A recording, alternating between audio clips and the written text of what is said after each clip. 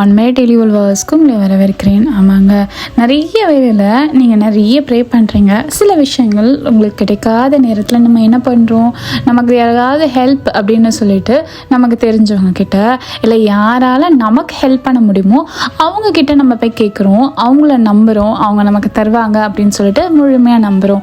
ஆனால் ஒரு வசனம் அழகாக சொல்லப்படுது, 1:3:22 நாம் வேண்டிக் கொள்கிறது எதுவோ அதை அவரால் பெற்றுக்கொள்கிறோம். யாரால தெரியுமாங்க? அதுதான் ஆண்டவரால். ஏசப்பால தான் எல்லாத்தையுமே நம்ம பெற்றுக்கொள்கிறோம். எப்படி நான் எல்லாத்தையும் ஏசப்பால பெற்றுக்கொள்ள முடியும்? சில வேளையில் என்னுடைய டேலண்ட்டும் இருக்குல்ல, சில வேளையில் என்னுடைய ஹார்ட் ஒர்க்கும் இருக்குல்ல அப்படின்னு நீங்கள் நினைக்கலாம்.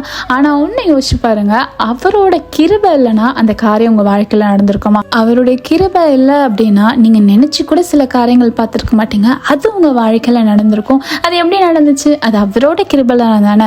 அவர் ஓகே சொன்னனால தானே அந்த காரியம் உங்கள் வாழ்க்கையில் நடக்குது. நிறைய வேலையில் நீங்கள் நிறைய பேரை தேடி போகிறீங்க, ஆனால் நீங்கள் அவரை தேடி போங்க. அவருடைய கிருபை நம்ம வாழ்க்கையில் வரும்போது அது ரொம்ப அழகாக மாறும். நீங்கள் என்ன கேட்குறீங்களோ அது உங்களுக்கு அவர் தருவார். நீங்கள் ஆசிரியப்படுவது தேவங்களை ஆசிரியப்பாக. ஆமென்.